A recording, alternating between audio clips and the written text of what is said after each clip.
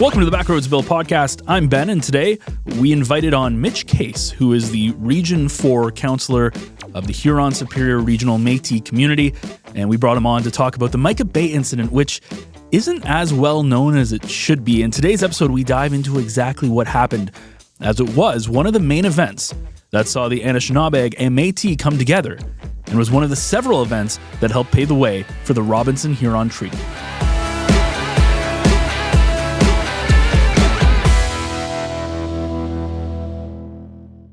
Well, we want to welcome to the program this week Mitch Case, who is the PCMNO, which stands for the Provisional Council of Métis Nation of Ontario. Mitch is the Region 4 Councilor, Huron-Superior Regional Métis Community. Welcome to the show, and thanks for taking the time out of your day to talk with us. So just to get things started, Mitch, can you just tell the listeners who aren't familiar just exactly what your role is within the Métis community? Sure. So, well, thanks for having me. Happy to be here to talk about this part of our history. So my role is as the elected representative for the community in the Huron-Superior region. So Sault Ste. Marie, Blind River, Wawa, those communities in that area. And, serving as their representative on the Provisional Council to advocate for, certainly advancement of our right to self-government, but also the effective and efficient provision of programs and services. Today we are talking about the Mica Bay incident, which happened back in 1849, a huge part of Canada's history. It was one of the main pushes for the signing of the Robinson-Huron Treaty. Bill, tell us a little bit about the history and why you wanted to invite Mitch on to talk about this. Yeah, I'm so thrilled to have Mitch on the program because the other thing, he is a historian and a keen student of MNO history and the like, and he's situated near Sault Ste. Marie. And I need to talk, and I've talked to Mitch before about this, the word Mica Bay incident, the incident part, we could probably change the label of that because it was it's kind of like a title that you have to read the whole story underneath the title. But Mica Bay, just from a geographical perspective, is about approximately 100 kilometers north of Sault Ste. Marie, and I'll take people via Highway 17 north out of the Soo as you wind your way along, coming out of St. Mary's, the St. Mary's River, and along the shoreline of Batchewana, and you start making your way up. You're going to come. And the highway goes right along the shoreline, and then you'll come to eventually the Alona Bay Lookout. But before the Alona Bay Lookout is Point O'Min, and in there you'll actually see Mica Bay, and there's no pull-off there or anything like that, but it is one of the most significant, I think, places with regards to Indigenous history in the province of Ontario, and that's why we have Mitch on the program. And Mitch, maybe you can start off. I thought about the order of the questions of the day, but maybe just tell us briefly kind of what happened on November 1st, 1849, and then we're going to actually go backwards and then forwards. Yeah, well, that's a fascinating question. When we look at what happened, it's actually reading the accounts, and I really suggest that whenever it's possible, I always tell people go and look at the first-hand accounts. Go look at the primary sources. Secondary sources are great, but go look at the primary sources. And when we look at the history of what happened at Mica Bay, the Anishinaabeg and the Metis from the Sault Ste. Marie area and elsewhere took action against the mining company that had established at the Mica Bay site, and they the accounts from that day talk about being the John Bonner, the manager of the Mica Bay mine, talks about being awoken in the middle of the night by a pounding upon his door. And he goes on to describe being met by a party of armed Indians and half-breeds, and he describes their the weapons that they have. He describes the guns and the knives that they have, and he essentially says, "I had no other choice but to surrender." There is, when you read the actual account, it gives you goosebumps to think about the tension that would have been in the air that night and early that morning. So it's a really fascinating part of our history when we look at the political that moment as a political action is just a fascinating moment of our history. Yeah, no, I'm going to for the listeners also I'm going to say during that mid 1800s, as far as Lake Superior is concerned, especially on the Michigan side and then over into the Ontario side, Canada was not yet a country, and of course we know 1867 was the year. At that time, Upper Canada and the area in this area was called Canada West. And during this period of time, because we can think about Bruce mines, there was a lot of superficial copper, and it was called native copper. And Indigenous people had been mining this for thousands of years because it's very malleable, superficial copper, that is. And so it was a prized possession. And then the settlers came along and started understanding that this was available. And they started going along the coastline, both sides, Canada and the United States, and trenching for the most part and really destroying the original and taking all the copper. And of course, there was going to be conflict in the end, and that's where I'm just going to turn it over to you, Mitch, to explain those years before that leading up to the Mica Bay incident. Sure. So, leading up to Mica Bay, there, from a Métis perspective, already made a couple of attempts at removing the Métis community from Sault Ste. Marie, moving us off of our river lots where we had lived for a couple generations at that point. And they had, already made those attempts to remove us, and we knew that there was ongoing attempts from the Crown to push us out. So the Métis community understood that we're very much not welcome here by the Crown and by the settlers, and so there's an sort of a self-preservation moment there of having to stand up and defend our right to continue to live here, where our community had emerged from. When you look at the Anishinaabeg perspective, there's an understanding. Chief Shingwak has a very serious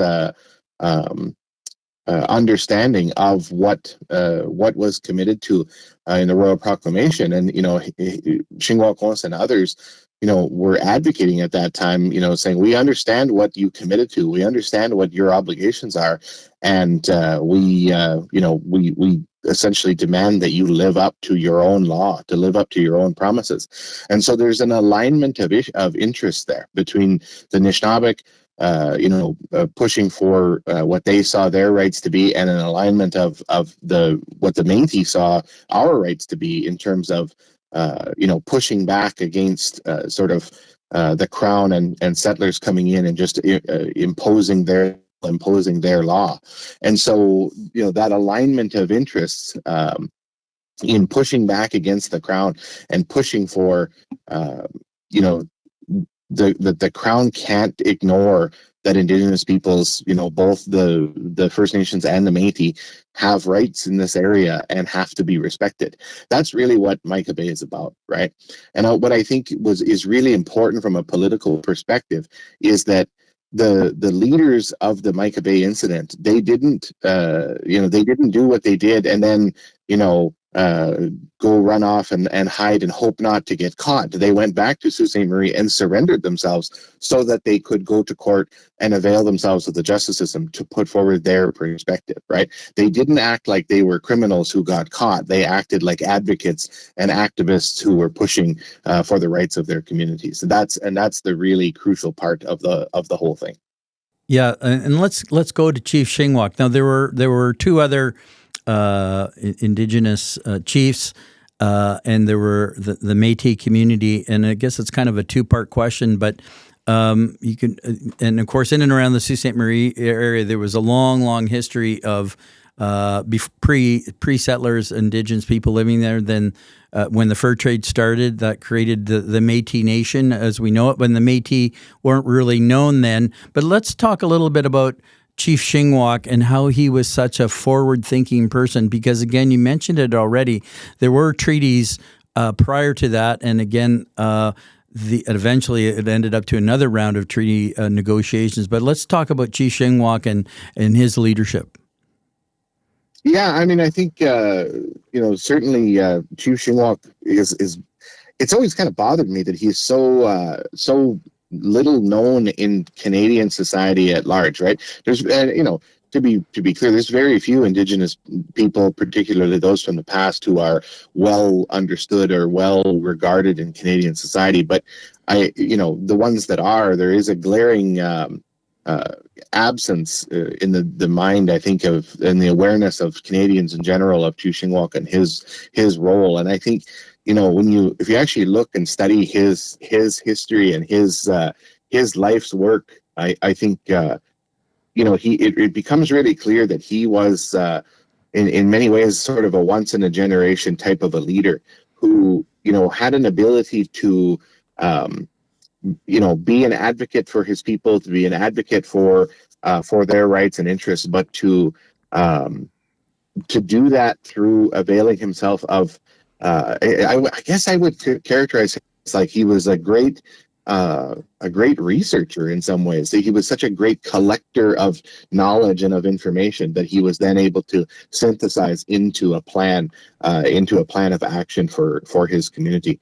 And so, and Chief Shingwalk, from a Métis perspective, our community has such great regard for him because he was a friend and an ally to the Métis community. He offered at one point. He offered to allow our community, the members of our community, to essentially join his band. And when our community, respectfully rejected that offer,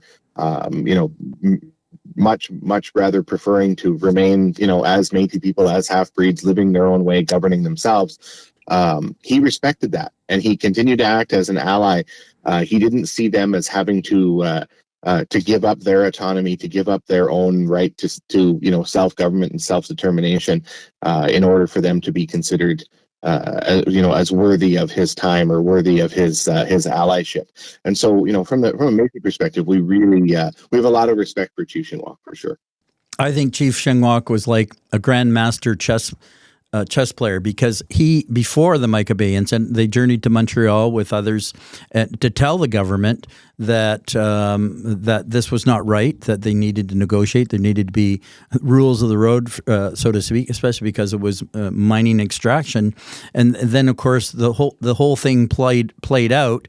And you mentioned earlier, of course, they were eventually they gave themselves up, were eventually charged, never prosecuted, and it really, really forced the government to act. And I think that's where I want you to pick up the story post Mica Bay incident. For sure, and I would say too. I think you referred to Chief Shingwalk as a master chess player. I don't know if you're in any way a Star Trek fan, but there's such a thing as three-dimensional chess. I think he was playing three-dimensional chess while others were some others were still playing checkers. I think in some ways he really was ahead of his time. So, So in the follow up to the Mica Bay incident, though, in the years after that, the treaty commissioner came. A treaty commissioner was appointed by the Crown after the leadership, both the Anishinaabeg and the Métis leadership were acquitted from sort of let go on a technicality. And essentially, the government knew they had to appoint a treaty commissioner to come up and deal with the rights assertions. What happened, during those negotiations, of course, the Robinson-Huron and Robinson-Superior treaties were negotiated and agreed to between the Anishinaabeg and the Crown. From a Métis perspective, though, as part of those solemn treaty negotiations in 1850. The Métis had tried to have themselves included and respected in the treaty. The treaty commissioner wouldn't allow that. Chief Shingwalk and Chief Nibnagwaching both and others, but predominantly those two, advocated for the Métis to be included. And in fact, they wouldn't sign the treaty for a day or so. As part of their insistence that the Métis be included. So. one of the promises that was made by the treaty commissioner was, well, I'm paraphrasing, but he essentially says, I don't have a mandate to deal with the half-breeds. I only have a mandate to deal with the Indians. And so there's not too much I can do about that. But he says, I confirm that they are in free and full possession of the lands on which they now reside. And he goes on to encourage them to send a petition to the government, and he has little doubt that the government will do them justice. And we have always taken that promise to mean that, a recognition by the Crown of our right to live and to own those river lots in Sault Ste. Marie. And in the day following that, the Métis leadership submitted a petition, and the First Nations chiefs submitted a petition supporting the Métis in their assertion over the river lots. That promise was ultimately defeated by an order in council that rather than recognize our free and full possession of those lands, would have forced our ancestors to purchase their lands, which they couldn't afford to do so. Yeah. Now, the Métis Nation of Ontario, the Métis Nation across Canada, organizations across Canada, and as Métis historians, and you would say, the fur trade created the Métis. Tell us a little about, because they lived in the Sault Ste. Marie area for generations.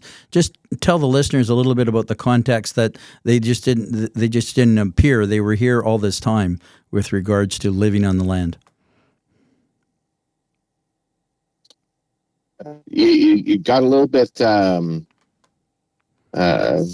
garbly there at the end, Bill. Okay, I'll start over with this one, and Ben can edit this. Métis historians would say that the fur trade created the Métis as we know it today, and I want you to tell the listeners a little bit about the generations that lived on those long lots, and Sault Ste. Marie in particular. Sure, yeah. So the emergence of Métis communities in the Upper Great Lakes and in Western Canada is sort of in some ways for trade, but there's a very particular time and a particular place where that was able to happen. Because of the lack of settler colonialism in these regions, it left an area where a unique culture and a unique way of life was able to emerge. And from the Upper Great Lakes and into Western Canada, what we talk about as an ethnogenesis, the emergence of a new people took place. And at places like Sault Ste. Marie, as probably the best known and visible Métis community in the Upper Great Lakes, that community established itself along the shores of particularly the north shore of the St. Mary's River, established those what we call as river lots. They're the long, narrow lots that allow each family to have access to the river, and a shared communal pasture land at the on the north side, and leading into the sugar bushes on the hill. Our oral history and the written records talk about the lively fiddle music and the those unique cultural markers, right? Our travelers noticing the style of our houses, travelers coming through and about the way that we dress, the styles of decorating our clothing with beadwork and those other sorts of things. That is indicative of the way of life and culture of the Métis community. And for generations, those river lots were the heart of that community here in Sault Ste. Marie. Métis historians and listeners may not know about the Mica Bay incident, and that's one of the reasons you're on today for sure. But also historians will say this was the kind of the precursor to the Riel Rebellion. Maybe you want to make a few comments about that. Yeah, I think the long history of the Métis Nation and of the Métis people is the persistence of having to push back against colonialism, whether that's in 1840 when my relatives down in Penetanguishene surrounded the Indian agent's house, demanding that he deal with their concerns, whether that's the Mica Bay incident and the petitions in the Sault Ste. Marie area, advocacy in Treaty 3 that led to the only Métis adhesion to treaty in Canadian history in 1975 in Treaty 3. And then, of course, the Red River Resistance in Manitoba, the Northwest Resistance in Saskatchewan. But then, that ongoing resistance continues to this day, right? In the 1960s, Prairie Métis leaders were looking to the Métis community in Ontario, and one of our organizations for the quote radical tactics that they were taking to advocate for their rights, and we need. Those leaders in the prairies looking to Ontario to for inspiration, right? And so when you look to our history, that is the long tail of ongoing and intergenerational resistance, and sometimes that looks like an armed resistance, and sometimes that looks like a protracted decades long. And my community can say we've done both. Yeah, and then let's now fast forward to the present day. The federal government has recognized the Métis people, and some First Nations have pushed back on this and don't really want to recognize the Métis people because they weren't consulted. But maybe a few comments on that without getting too deep into the politics. But that's kind of where we are right now, and that, I would say that's going to be the near future for those kinds of relationships that are going to be built between First Nations and the Métis Nation of Ontario in particular. Yeah, so I think the current ongoing tensions, I think, are really in many ways the symptom of Canada's approach over the last century, essentially, of denying rights, trying to pit Indigenous peoples against each other, and forcing everyone to time in every way, by denying rights, by ignoring commitments, historic commitments, or modern commitments that were made in the last. If you look at just a few weeks ago, the federal government announced that they were creating an office to oversee modern treaty implementation for the federal government's failure to implement modern treaties. Those modern treaties are all only 20 years old, and they're already having to create mechanisms to hold themselves accountable because they're not living up to those commitments.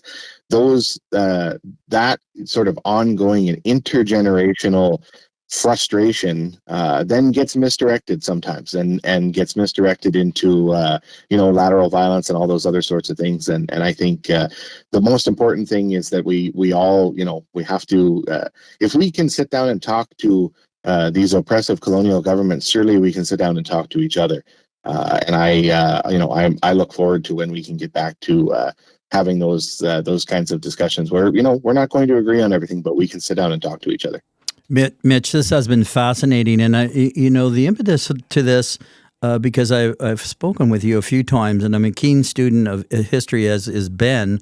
But I started into this, and in another story, I've said that there is no roadside plaque along Highway 17 for the Mica Bay incident, and there should be, because whether we're discussing pre-colonial, colonial, and the relationship of First Nations, Métis people, I think it's be really, really important. Now, I think there has to be some sorting out with that, but nonetheless, that's why history is so important to us. But any last comments? Over to you, Mitch. No, and I'm both a historian and just a bit of a dork who likes history, and those are not always the same thing. But I absolutely, I think there should be a plaque every 50 feet. There When I walk around in downtown Sault Ste. Marie, I could tell you 100 stories about, each individual family and their river lots and all those other sorts of things. So I'm always in favor of those ways of acknowledging history in a public way. If you have any success at this campaign for a plaque at Mica Bay, I'll gladly help out, and I'll raffle some beadwork or something to help pay for that, because we've got to get that done. Well, let's see what we can do. I did have one question before we let you go, though. So we've worked closely at Echo and Clark Communications. We work very closely with like the Anishinaabeg Nation and some of the other Indigenous nations in Ontario. And we recently went to like PDAC, and one of the things, because we're talking about Mica Bay, we're talking about mining, is one of the main topics in there is about lands and resources. We help out with the forum. A lot of people are talking about that. At least from and I know that we lump Indigenous people, and I mean non-Indigenous people tend to lump Indigenous people all into one kind of bucket, which is not how it should be. But just from the Métis perspective, do you think that the mining, the lands and resources, has the relationship gotten better, and is, especially in the Sioux area, do you really feel like you're being heard by the mining companies and the government for the lands and resources? No, I think largely Indigenous people are fighting an uphill battle in every way. The Crown has, in many ways delegated its authority for duty to consult and all of those other things to the companies, who then have they claim they have an obligation to their shareholders to maximize profit and to minimize the liability. I think the framework disadvantages Indigenous peoples in every way possible, and with the ongoing absolute chronic underfunding of health, education, housing, and other necessary for life programs and services that are afforded to all other Canadians, but where Indigenous peoples have to fight for them. It then creates a perverse incentive for Indigenous peoples to feel that they have to consent to things in order to, receive some sort of benefit, which could then pay for the basic necessities of life that are afforded to all other Canadians. So and again, I think where we should be all working together, that gets misguided and misdirected into fighting each other, when we should be putting together a common united stance to allow for what is actual free, prior, and informed consent by Indigenous peoples, rather than community leadership being forced to try to make deals in order to pay for basic water infrastructure or emergency services or other sorts of things. Absolutely. And obviously it's still a big uphill battle. You think we make a lot of progress, and in some ways we have, and in other ways it kind of feels like we move backwards. Bill, any last thoughts before we let Mitch go? The Mica Bay incident, something we just don't know about. And again, because of an incident, there's a history before and a history after. And it's one of those things that we should, as a society, understand and apply to our knowledge of everything that goes on in and around our communities. Well, thank you, Mitch, so much for joining us today. I hope you have a great rest of your day. For sure. Thanks. Both of you have a good day. A big thank you to Mitch for joining us. And, like I said earlier, there's still a lot of work to do, still over almost a century and a half later, to kind of make sure that we're on the same page as non-Indigenous people with the many different Indigenous communities that are out there. If you enjoyed this episode and want to hear more, you can find more Backroads Bill podcasts on every major podcast platform. Just type in the Backroads Bill podcast. You will find it there, as well as you can find it on YouTube, going to our YouTube channel, North Bay Echo, or again, searching Backroads Bill podcast on YouTube. And of course, over on our website, NorthBayEcho.ca, with new episodes coming up every single Wednesday morning. You can also find other great local North Bay podcasts on NorthBayEcho.ca and sign up for our newsletter, Echo Essentials, which of course is free and will come to your email inbox every Tuesday and Thursday. It's a great way to keep you up to date with all of the podcasts on our network and also other local stories in the North Bay area. Great way to keep your finger on the pulse of North Bay. Well, we're at the end of another Backroads Bill podcast, but join us again next week for another Backroads adventure.